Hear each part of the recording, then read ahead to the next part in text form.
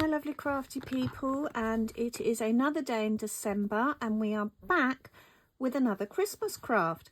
And today I'm going to show you how to make these lovely snowflakes, crochet snowflakes, and they are made on curtain rings. And whenever I see bags of curtain rings in the charity shops, I pick them up, and the large one you can see is the large ring, and the small one is on the small ring. I'm going to show you the small ring because it's slightly quicker than the large ring, but then at the end of the video I'll talk you through the adaptation I made to make the larger ring. So I've got my rings, got my crochet hook, got my scissors, got my darning needle, and I'm going to try and keep this in the camera shot. So the first thing I need to do is a simple slip knot,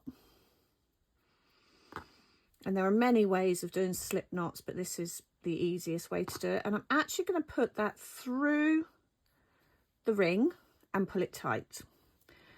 Now what I want to do is I do want to tuck that in, so the very first thing I'm going to do is just slip through. Now I'm going to hold that tail at the top of the ring, and I'm just going to pull the wool through and slip. Pull the wool through and slip, loop and slip, loop and slip. And as you're doing them, you'll see they start to cover, and I don't need to. Let's just pull the wool back round. So this bit, this tail, I've got enough there now, okay? So I can actually just snip the tail off there, and that's hidden the end in the loops, okay? So I'm going to continue all the way round, looping it through, single crochet, loop it through, single crochet. So I'm just going to keep going with that, and then we'll be next. So this is round one, and we'll be back for round two.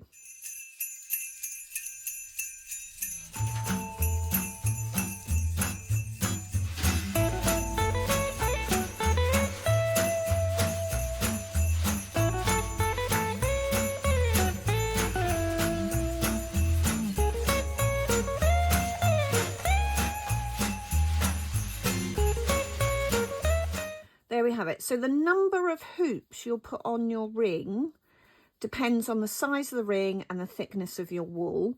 I don't count them, I make it up. So the very last one you're going to do is you're going to slip stitch through that very first loop and single crochet. So just slip stitch it, chain one, and then I'm going to single crochet into each of the stitches going round the hoop. So this is your round two.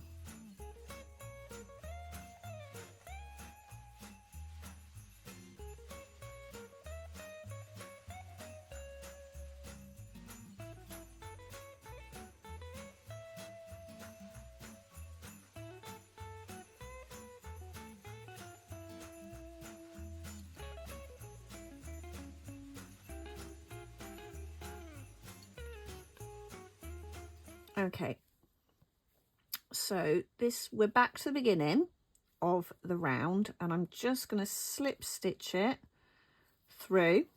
Okay, so we had our first round, which was looped and single crochet, then we've gone round and we've done a single crochet in every one.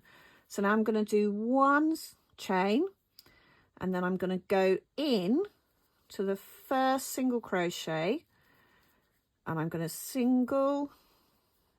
to do two single crochet into the first stitch, one single crochet into the next stitch, chain three, skip 2 stitches and single crochet into the third, 2 single crochet into the next stitch, 1 single crochet into the next stitch, chain 3,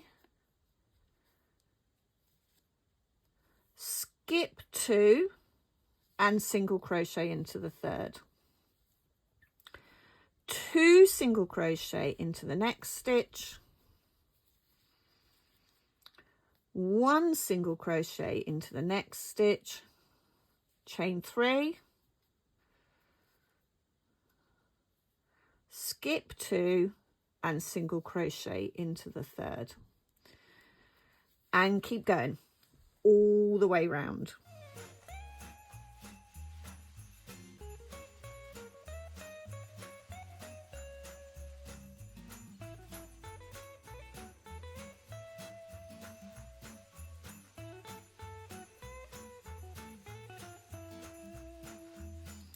And you can see with this one, it's actually worked out perfectly. Sometimes it works out that I have to do another 2 single crochets into the next loop and then get it back. But you can see this one's worked out perfectly. So I've just finished with that single crochet.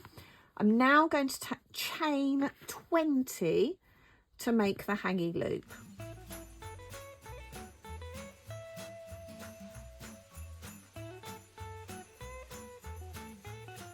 Okay, so once you've chained 20, you're going to slip stitch it back into that last stitch you just did, into the back of the bottom underneath that single crochet we did. On the large ones, I actually chained 25. Right, now this is where the fun begins. Okay, so I'm going to chain 1. And because I've got like the bridge bit here, I'm going to single crochet into the middle stitch of the bridge.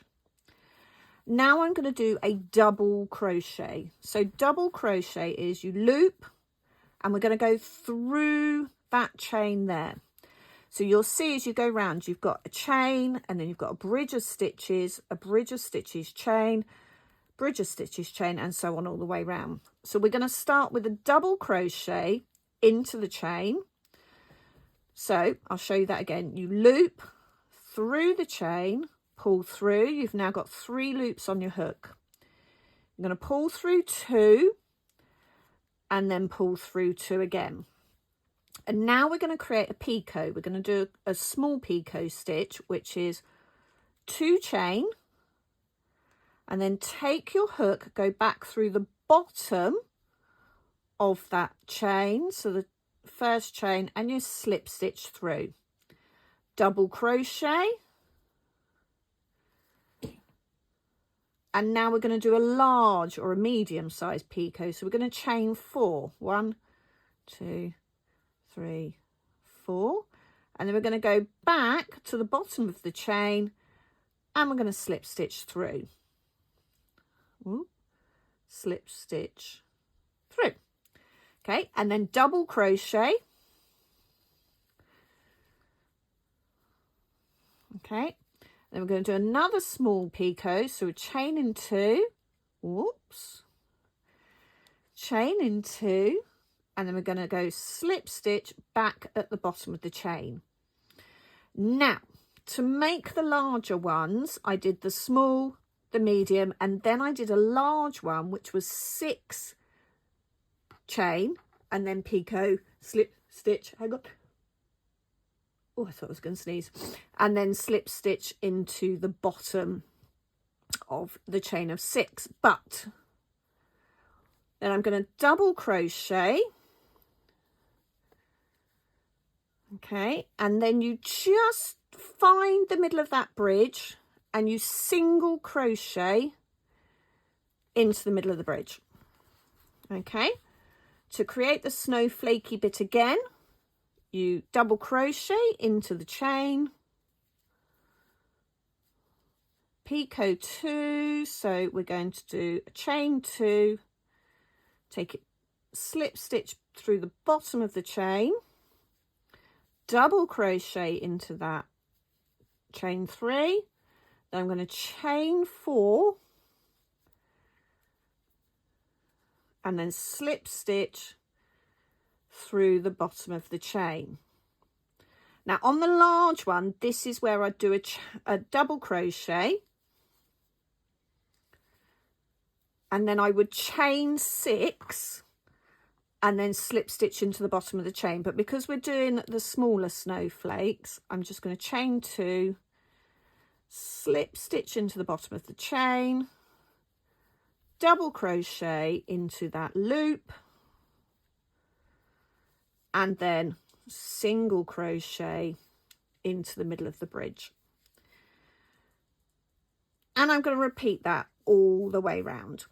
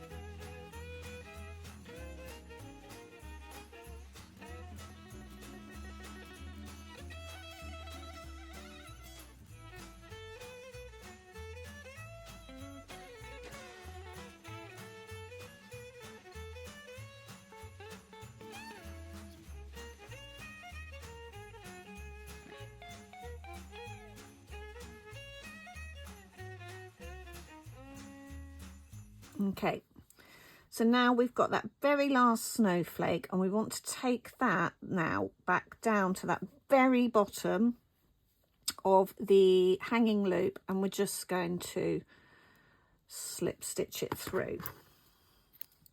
Okay, you saw, and I think it was on about that one, I made a mistake and I had to undo it and go back. I'd forgotten to chain 4, I only chained 2. But right now, so we've slip stitched that, we're just going to pull that through. Okay, so there we've got our snowflake, and as I said, they're all slightly different, as snowflakes are, because it all depended on how many loops I did around the curtain ring. And the large one, this large one, I ended up having to do a little bit of extra picot because I had too much of a gap. And to do that, I just chained 3, chained another 2, picot back into the chain 4, and then chain 3 again, and then just slip stitched it in. Okay, but as you see, so that was a small picot, chain 2, slip stitch into the bottom of the chain, and then double crochet into the loop.